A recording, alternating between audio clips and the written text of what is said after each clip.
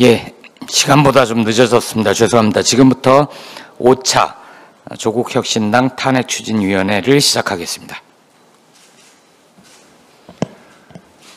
예, 안녕하십니까. 3년 너무 길다 특별위원장 조국입니다. 대한민국의 법은 공평하지 않습니다. 윤석열, 김건희 공동정권 등장 이후 우리나라의 모든 법은 윤석열, 김건희 두 사람의 옹위와 검찰 독재의 연장을 위해 작동하고 있습니다.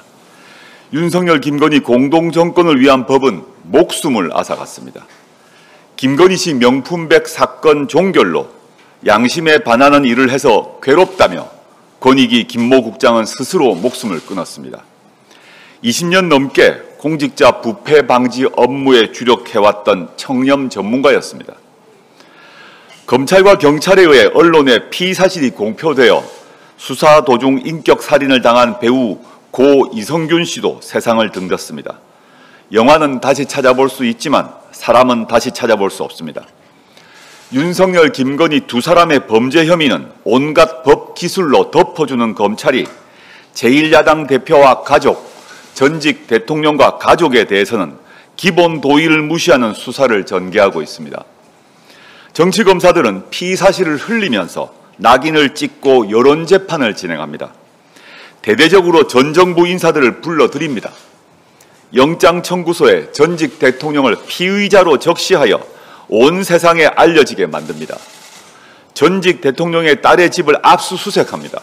조만간 딸을 검찰청 포토라인에 세우겠지요.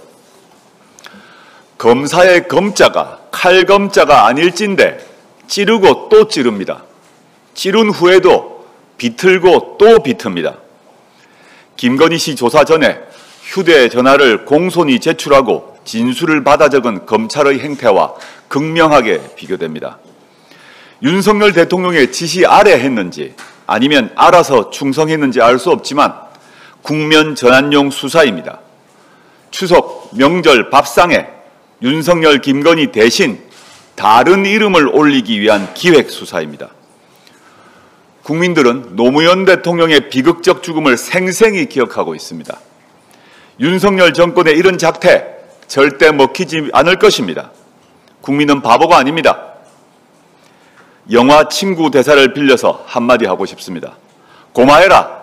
많이 묻다 아이가.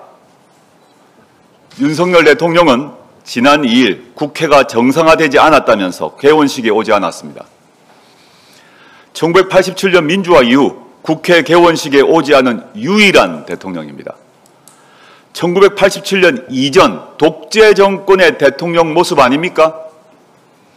대통령실은 불참 이후로 야당의 피켓 시위가 예상된다고 말했습니다. 윤 대통령은 야당 피켓 시위도 감당하지 못하는 겁쟁입니까? 그런데 대통령 없는 국회 개원식 날 대통령은 미국 상원 의원단과 부부 동반 만찬을 했습니다. 느닷없이 박차고 나온 청와대 안에서 말입니다. 공교롭게도 이날은 김건희 씨 생일이었다지요. 김건희 씨는 제 인생에서 가장 잊지 못할 만큼 감동적인 생일이라고 행복해했습니다.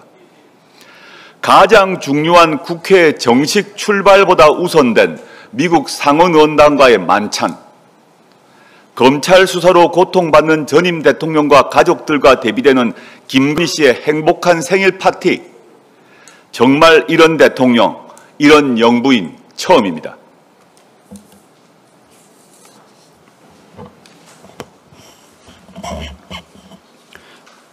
네, 조국혁신당 탄핵추진위원회 부위원장 황운하 원내대표입니다. 지난 월요일 윤석열 대통령이 불참한 가운데 제22대 국회 개원식이 열렸습니다. 불참 사유로 대통령실은 특검, 탄핵 남발하는 국회를 먼저 정상화시키고 초대하는 것이 맞다고 말했습니다. 도대체 누가 비정상입니까? 손바닥에 왕자 쓰고 TV 토론장에 나타났을 때 국민들은 누가 비정상인 줄 이미 알아봤습니다. 혹시나 했는데 역시나였습니다. 대파 가격 875원은 합리적 가격이라고 말했다가 전 국민적 조롱의 대상이 되고도 아직도 정신을 못 차렸습니다. 응급실 대란에 대해 또 기가 막힌 소리를 했습니다. 숱한 기행을 반복하며 대통령다운 언행과는 너무나 거리가 먼 비정상 대통령이 누구인지 국민은 20%의 지지율로 응답하고 있습니다. 민심은 민생과 연결되어 있습니다. 대책 없는 불통행정은 대한민국 의료 시스템에 대한 심각한 국민 불안을 만들고 있습니다. 어렵게 쌓아올린 나라의 근본이 깡그리 허물어지고 있습니다. 정부와 의료계의 극한 대립으로 당장 국민의 생명권과 직결되는 응급의료가 구멍나고 있습니다. 상급의료원의 응급실이 속속 문을 닫고 진료를 제한하고 있습니다. 응급의학과 진료 가운데 전공의와 수련의가 차지하는 비중이 50%를 넘는데 이 인력이 빠져 버티기 어려운 상황입니다. 내년에 들어올 수련의도 줄어 최소 수년간 혼란이 예상됩니다. 의료 위기가 구조화될 우려가 커졌습니다. 윤석열 발 의료 대란이 현실화될 경우 국민의 생명권과 건강권은 심각한 위기를 맞게 될 것입니다. 김종인 전 비대위원장은 이럴 경우 정권 유지가 어려울 것이라고 경고했습니다. 이미 응급실 뺑뺑이로 인한 사망 뉴스가 계속 보도되고 있습니다. 응급실 11곳을 돌던 열경년 28개월 여아가 한 달째 의식불명에 빠져 있습니다. 골든타임을 놓치고 12번째 병원에서 응급조치를 받아 투약을 했지만 이미 심각한 뇌손상을 입었다고 합니다. 누구 책임입니까? 대통령실 앞 공사 현장에서 추락한 60대 노동자가 응급실 뺑뺑이로 끝내 숨졌습니다. 누구 책임입니까? 분노한 민심은 곧 거리로 뛰쳐나올 것입니다. 정부가 이 비극에 대한 책임이 없다고 발뺌한다면 분노는 마침내 폭발할 것입니다. 박근혜 대통령 탄핵 당시 세월호 사태는 탄핵 사유로 적시되진 못했습니다.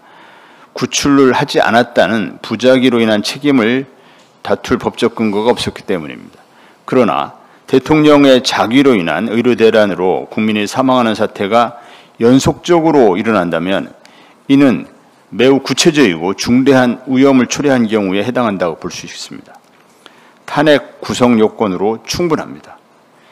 6개월만 버티면 우리가 이긴다는 대국민 선전포고의 끝은 파면입니다.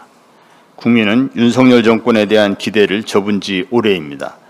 탄핵의 시계가 점점 빠르게 돌아가고 있고 그 사유도 차곡차곡 축적되고 있습니다.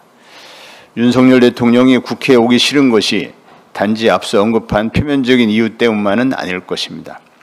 정권의 존립이 위협받고 있기 때문일 것입니다. 탄추위에서 지금 하나하나 탄핵 소추안의 빈 공간을 채워가고 있습니다. 조국혁신당은 좌고우면하지 않고 더 열심히 뛰겠습니다. 더 빠른 정권 교체 반드시 이루겠습니다. 이상입니다.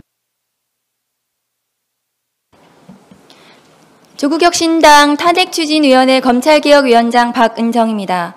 심우정 검찰총장 후보자의 인사청문회가 어제 열렸지만 검증되고 해명된 것이 없습니다.